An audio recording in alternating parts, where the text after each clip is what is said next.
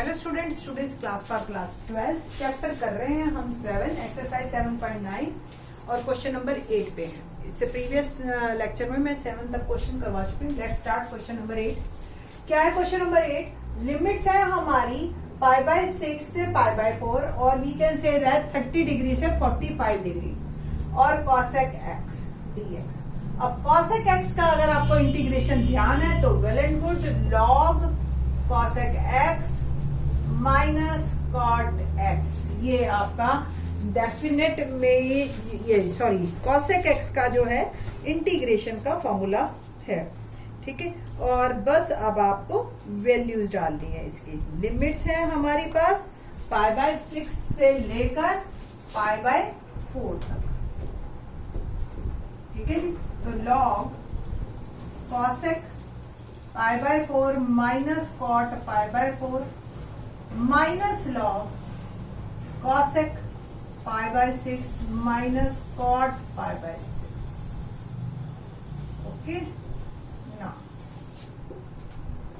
log cosec π/4, cosec π/4 की value आपको पता हो तो √2 होती है, cot π/4 की वैल्यू 1 होती है, माइनस log cosec π/6 की वैल्यू secant sin π/6 की 1/2 होती है, तो cosec π/6 की 2/1 और cot π/6 की होती है √3। ठीक है, ये हो गया आपका। log में कोई चीज माइनस में हो तो डिवाइड में हो जाती है, this upon this, √2 - 1 2 - √3, that is my answer. तो आपका ये आंसर वैसे तो यहाँ तक भी पूरा है, कोई प्रॉब्लम नहीं है, सिंपल सा है, वैल्यूज डालनी है और इजी है। ठीक है जी, ना क्वेश्चन नंबर 9 देखते हैं।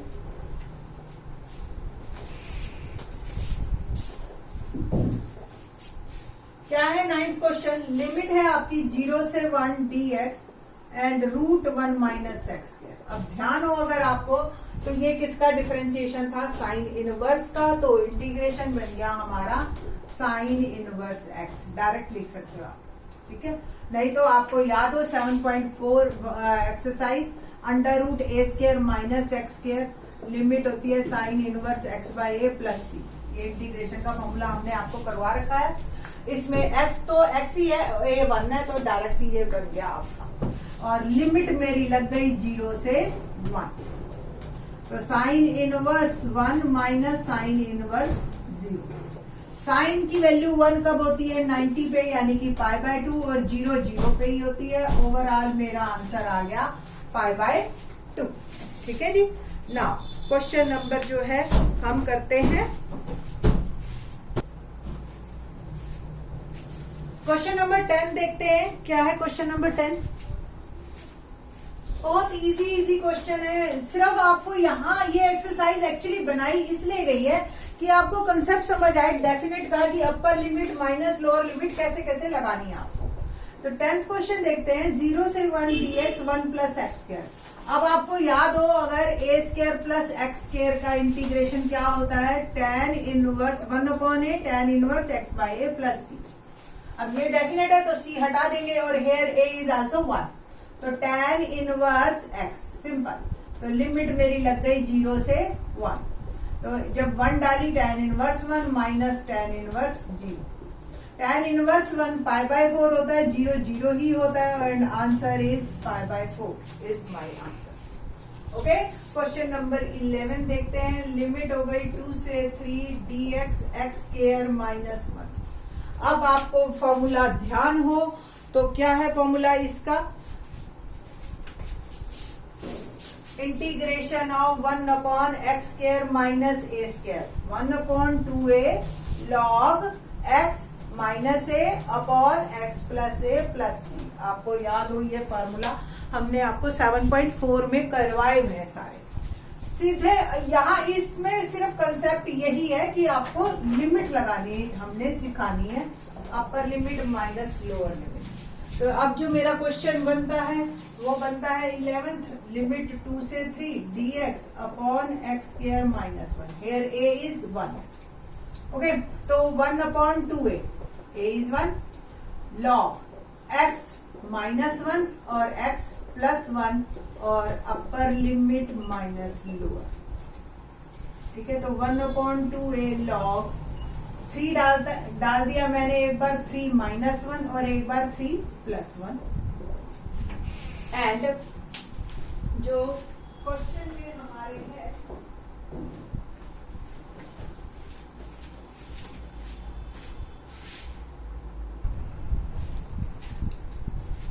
तो log 3 -1 3 +1 माइनस लॉग मैं अब 2 डाल रही हूँ, ठीक है, 1/2 बिल्कुल बाहर कर दिया मैंने और लॉग में ही वैल्यू डाल रहे हैं जहां x है, तो 2 -1 और 2 +1, ये ओवरऑल मेरा रिजल्ट बन गया। बस अब इसको हमने थोड़ा सा सॉल्व करना है, तो 1/2 लॉग, बोलिए जी, 3 -1 2, 3 +1 4, तो 2/4 माइनस लॉग 2 -1 1, 1/3, और इसको सॉल्व कर लीजिए, ये 1/2 हो गया। और आपको पता है लॉग की प्रॉपर्टीज क्या होती है, 1/2 लॉग 1/2 और जो माइनस में है वो डिनोमिनेटर में चला जाता है, और अब ये घूम के ऊपर जाएगा, 3/2 मेरा बन जाएगा। तो ओवरऑल जो मेरा आंसर आया इस क्वेश्चन का, ठीक है, वो मेरा बन गया 1/2 log 3/2। Okay, now question number करते हैं हम 12th। अभी कुछ सब्स्टिट्यूशन नहीं करना सीखा हमने। एक्सरसाइज 7.10 में हम सब्स्टिट्यूशन बेस्ड क्वेश्चन करवाएंगे आपको, तब तक आप जो है ये पहले डेफिनेट ही सीख लीजिए, क्योंकि बहुत ही इंपॉर्टेंट एक्सरसाइज है हमारी और काम आएगी। 0 से π/2 लिमिट है cos square x dx।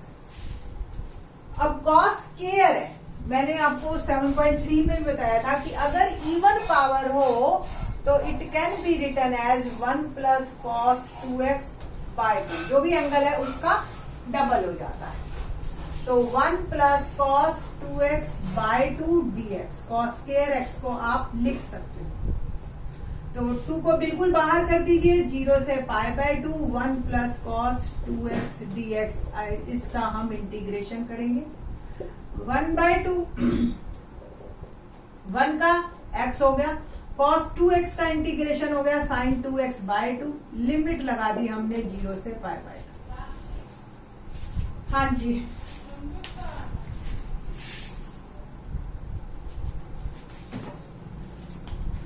Values डालते हैं हम 1/2, और पहले मैंने x की डाली वैल्यू, ठीक है जी, और या आप एक काम कीजिए, इसमें x ऐसे करके और लिमिट π/2 से 0 अलग कर दो, ओके, और 1/2 1/2 1/4 sin 2x, लिमिट 0 से π/2 अलग कर दो,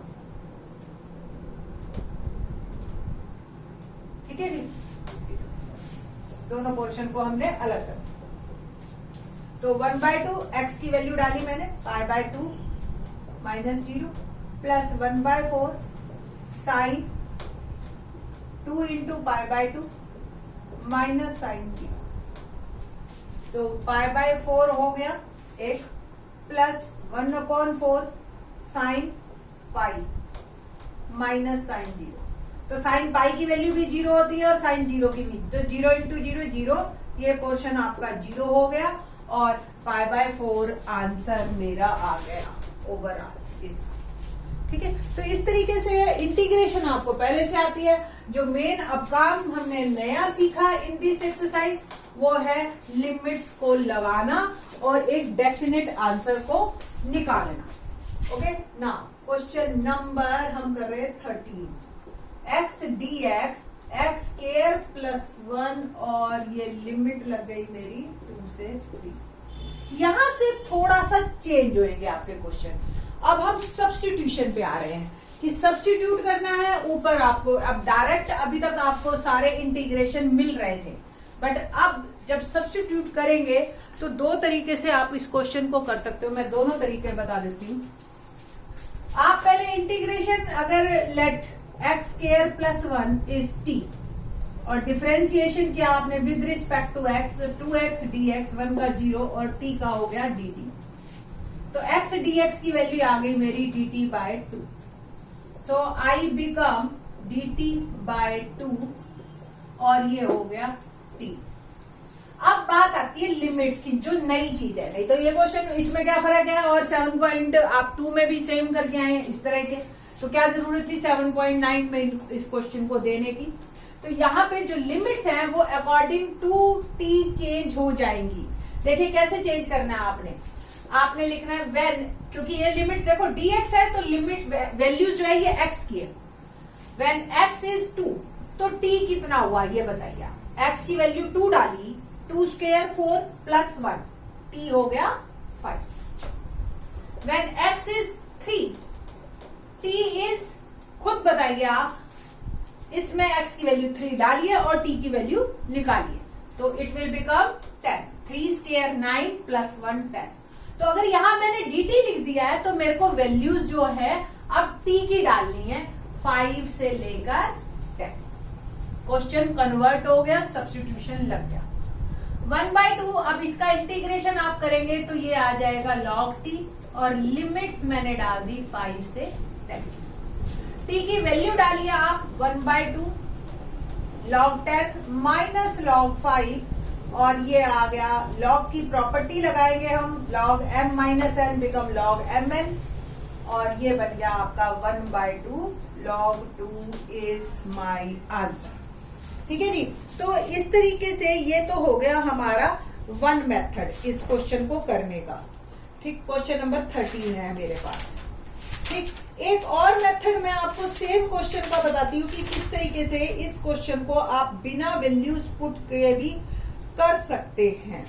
कैसे, देखिए कुछ बुक्स में आपको ये मिलेगा कि ये क्वेश्चन ऐसे 1/2 कर देंगे और लिमिट्स लिखेंगे ही नहीं, dt बाई टी बस, और ये चीज भी चेंज नहीं करेंगे, ऐसे नॉर्मल क्वेश्चन कर देंगे जैसे आप करते आ रहे। और क्या करेंगे, यहाँ पे वापस t की वैल्यू पुट कर देंगे जो कि आपने x² प्लस 1 ली, और अब लिमिट आप लिख देंगे, जैसे ही x की वैल्यू डाली लिमिट भी डाल दी 2 से, और फिर आप वहीं पे ही पहुंच जाओ। लिटिल बिट फर्क क्या किया उन्होंने, जब t लिखा तो लिमिट्स लिखी ही नहीं और इंटीग्रेशन t में करके वापस वैल्यू पुट कर दी x में, और अब लिमिट आप 2 से 3 डालेंगे तो 1/2 एज इट इज बाहर, अपर लिमिट 3 डाली, 3 स्क्वायर प्लस 1 10 माइनस log 5। आपकी मर्जी है, बोथ मेथड्स आर करेक्ट, दोनों भी पूरे नंबर मिलेंगे आपको जैसे वहां पे समझ आए प्रेशर में तो आप कर सकते हैं। ये था question number 13। Now question number 14 देखते हैं। क्या है क्वेश्चन नंबर 14? लिमिट है मेरी 0 से 1 2x plus 3 upon 5x² plus 1 dx। इस क्वेश्चन को आप दो पार्ट में डिवाइड कर लीजिए, 2x upon 5x² plus 1 dx अलग और 3 अपॉन 5x² प्लस 1 dx अलग। ये i है और ये i1 और ये i2। अब एक एक करके मैं i1 और i2 को करते हैं। सबसे पहले i1 इज 0 से 1 2x 5x² plus 1 dx।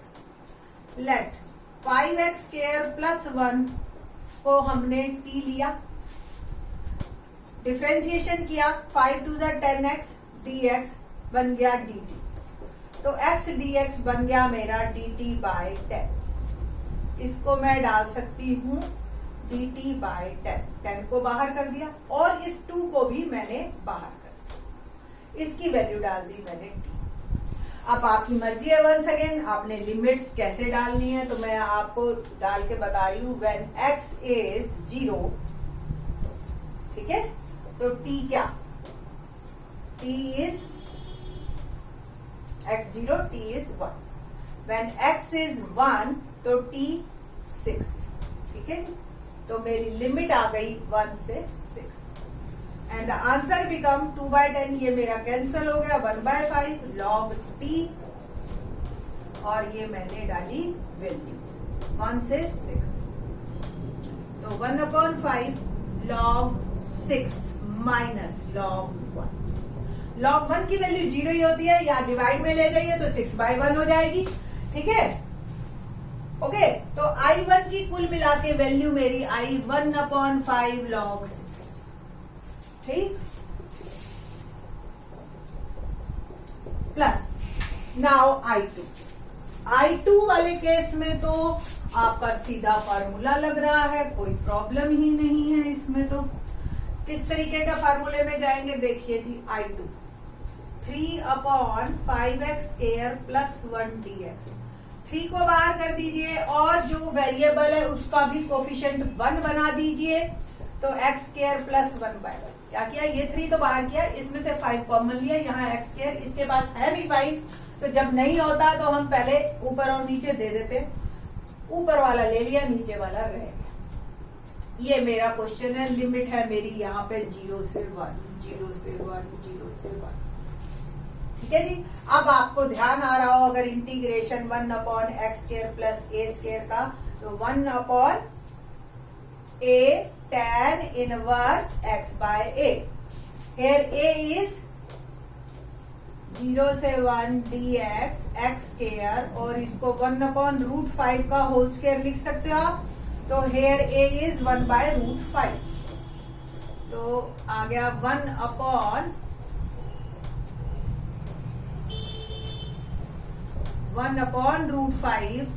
tan inverse x/1/√5। ये मेरी लिमिट लग गई 0 से 1। 1/√5 को बाहर ले जाइए और ये हो गया tan इनवर्स, अपर लिमिट डाली मैंने, और थोड़ा सा इसको पहले √5x ही लिख लो और फिर लिमिट डालो तो आपके लिए आसानी है।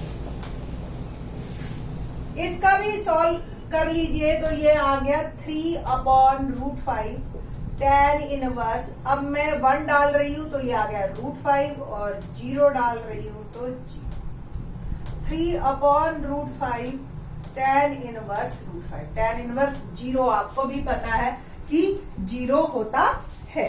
ठीक है, तो ओवरऑल मेरे पास जो I2 की वैल्यू आई वो आई मेरे पास 3/√5 tan इनवर्स √5, और ये मैंने पुट कर दी अपने ओवरऑल रिजल्ट।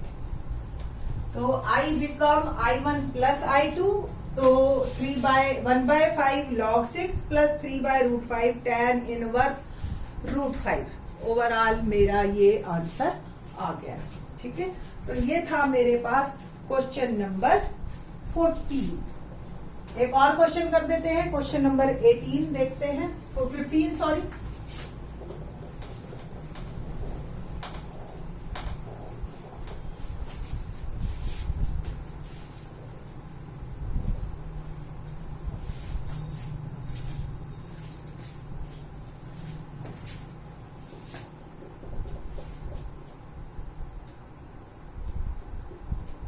से 1 x² dx।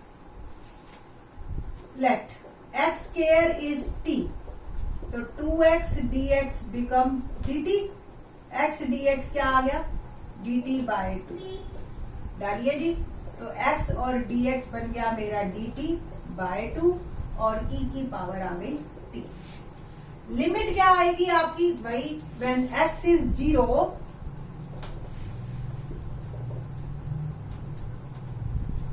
x is 0, t is 0, when x is 1, t is 1, तो लिमिट हो गई 0 से 1। I become et, 1/2 तो बाहर कर दीजिए, integration of et is et, limit 0 से 1, t की वैल्यू डाल दी मैंने, e1 माइनस e0। बस 0 को यहाँ पे इग्नोर मत करना, जैसे आप आपका करते आ रहे हो कि भी 0 तो 0 ही हो जाता है, यहाँ पे 0 बन जाएगा आपका 1।